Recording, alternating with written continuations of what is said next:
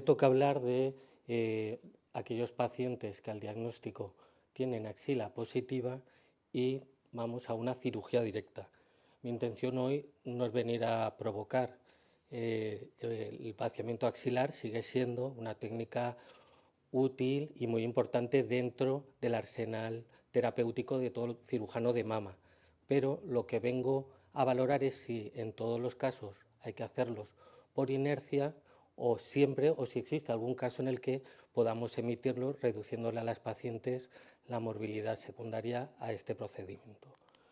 Para ello, pues me voy a enfocar en un tipo de pacientes con un cáncer precoz, con una axila positiva confirmada mediante biopsia, luminales y que no tienen una clara indicación de tratamiento neoadyuvante. En estos casos, pues clásicamente siempre se realizaba un vaciamiento axilar y la idea de estas pacientes es valorar si podemos hacer una cirugía más selectiva siendo oncológicamente seguros. Para esto tenemos que ver de dónde venimos, de territorio conocido, con ensayos clínicos que nos permiten estar bastante tranquilos en la desescalada axilar durante los últimos 10-20 años, hasta esta nueva frontera, este nuevo desafío. Para ello, pues en los últimos años, como ha comentado muchos de ellos también Pilar, tenemos ensayos clínicos como el Z11, donde en pacientes que no hay enfermedad al diagnóstico axilar o sospecha de enfermedad axilar al diagnóstico y que en la biopsia selectiva del ganglio centinela vemos que hay 1 o 2 ganglios positivos, pues podemos evitar la realización del vaciamiento axilar sustituyéndolo por radioterapia. Más allá, como ha comentado mi compañera anteriormente, hay casos en los que incluso, como en los estudios SOUND de INSEMA, se deja de hacer cualquier tipo de cirugía a nivel axilar. Y más allá, en los pacientes en los que al diagnóstico tienen enfermedad axilar positiva y que son sometidos a tratamiento neoadyuvante, si presentan una buena respuesta radiológica, mediante técnicas quirúrgicas más selectivas como la disección axilar dirigida, con baja tasa de falsos negativos, técnicas validadas, también podemos evitar en un porcentaje importante de estas pacientes la realización del vaciamiento axilar. Aparte, esto sigue adelante con nuevos estudios y nuevos ensayos que en un futuro nos irán dando más luz a ser menos agresivo a nivel de la axila. Entonces, en el escenario que estoy presentando hoy de cirugía directa con axila positiva, nos basamos en evidencias antiguas como el estudio B04, en el que se realizó en 1971, los pacientes eran sometidos a unos tratamientos que no tienen nada que ver con los tratamientos actuales. No se podían marcar los ganglios, la radioterapia era menos precisa y los tratamientos sistémicos eran menos efectivos. Pero siendo honestos, a día de hoy no existe ningún ensayo clínico maduro, con resultados maduros, que nos permita decir que en todas las pacientes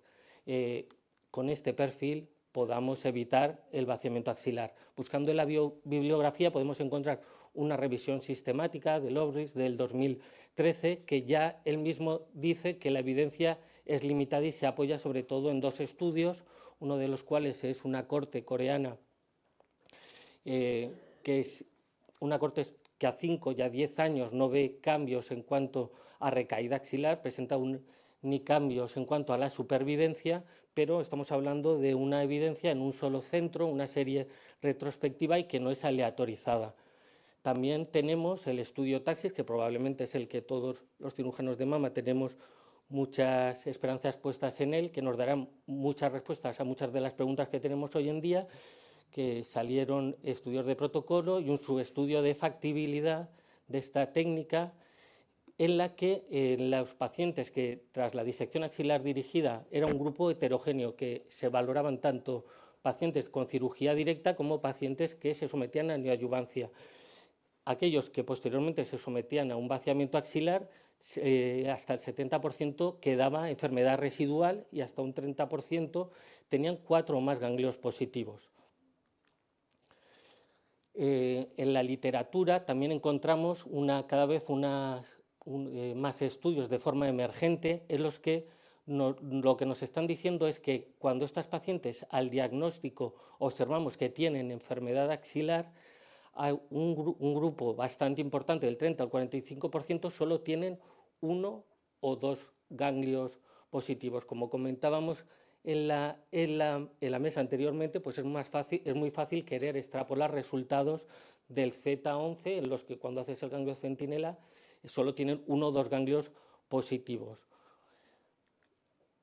Y también estamos en un momento en el que sabemos mucho más del tumor, sabemos mucho más de su comportamiento biológico, tenemos muchas más plataformas genómicas,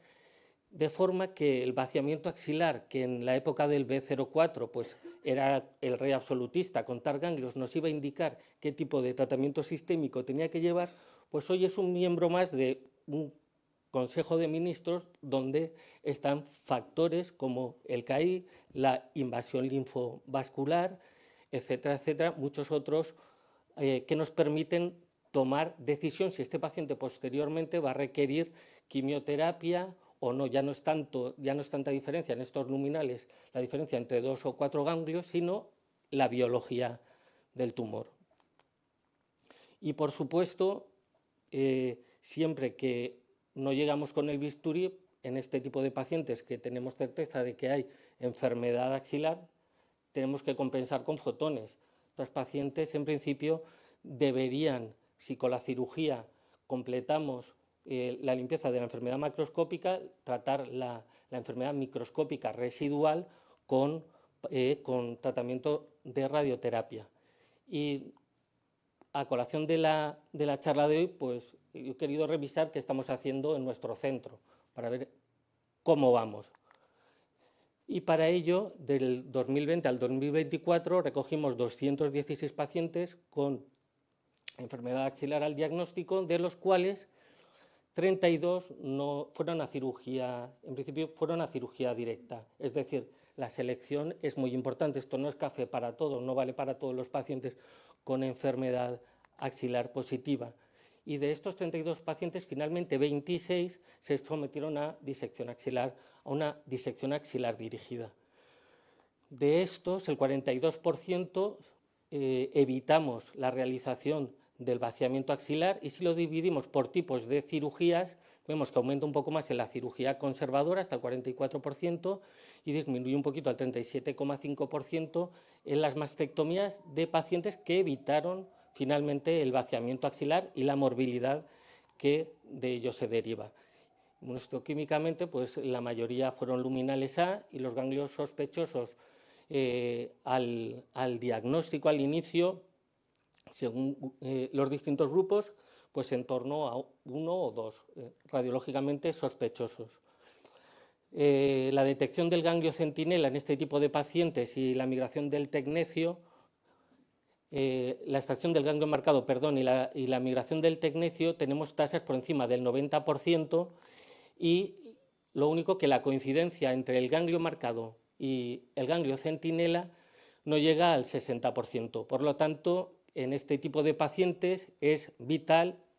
obtener el ganglio que sabemos que está enfermo, el ganglio marcado.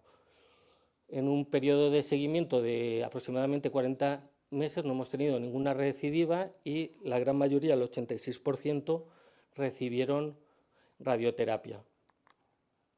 Por tanto, en nuestra opinión, la disección axilar dirigida, a veces operar más no es operar mejor, operar menos no es operar peor, sino ser más selectivo en el tipo de cirugía,